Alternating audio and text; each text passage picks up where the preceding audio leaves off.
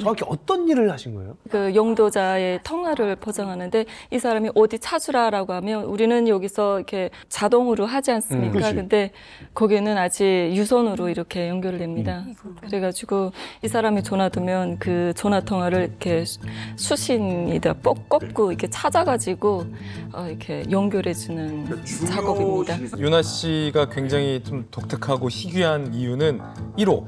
그러니까 영도자가 근무하는. 어디 중앙부서를 연결할 때에 이 김정일과 중앙부서를 연결해 주던 와. 수령의 전용 교환수 역할을 했다라는 점에서 매우 사실은 희귀한 사례인 거죠. 그러면은 유나 씨 같은 경우는 직접 김정일의 통화를 연결해 준 적도 있나요?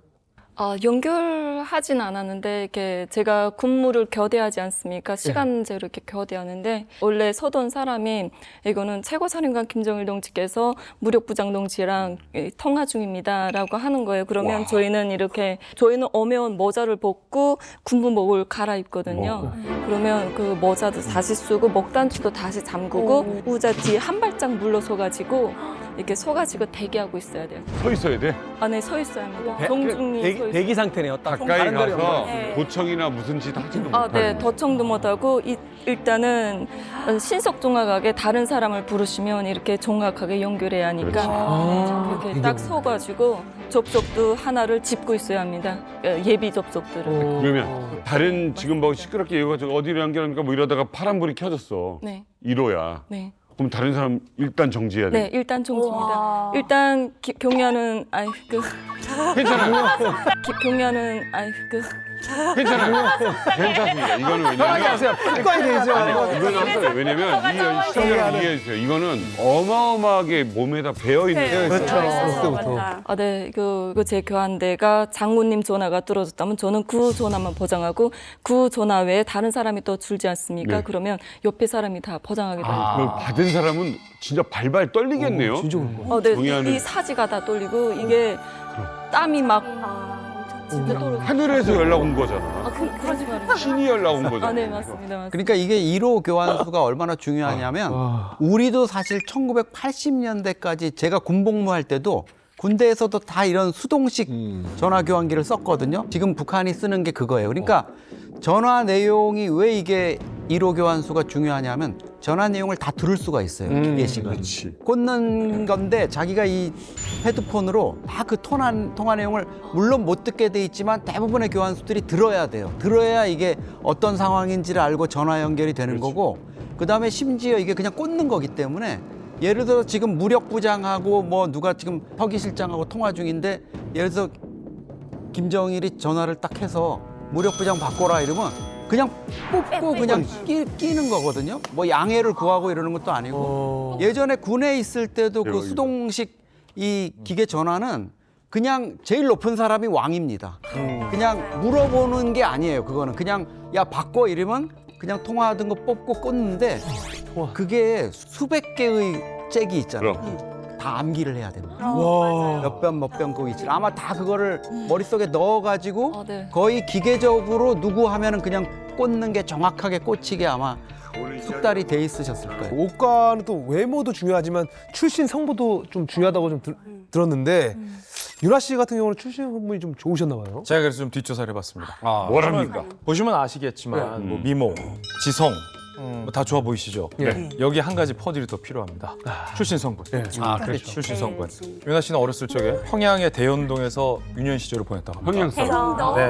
빼먹고. 그리고 아버지가 철도성의 부장, 간부 부장이었는데 우리로 따지면 인사과 부장이었어요. 그렇지. 그러니까 철도성 간부들을 승급시킬 수도 있고 야, 전시킬 수. 북한은 고속도로보다 철도의 파워가 세다고 들었어. 아니 메인 교통수단이 철도니까 그 군의 작전 개념도 철도를 중심으로 상당히 많이 전개되거든요. 뭐 이제 무기를 운반하거나 아니면 무기를 이동하거나. 1호도 철도 타고 다니는. 그럼요. 그래서 철도성 간부들을 이제 좌천시킬 수도 있는 인사팀 간부 권한을 지니고 있던 분이 이제 유나 씨의 아버지였습니다. 어머니 집안도 제가 좀 알아봤어요. 어머니 역시 토대가 좋더군요.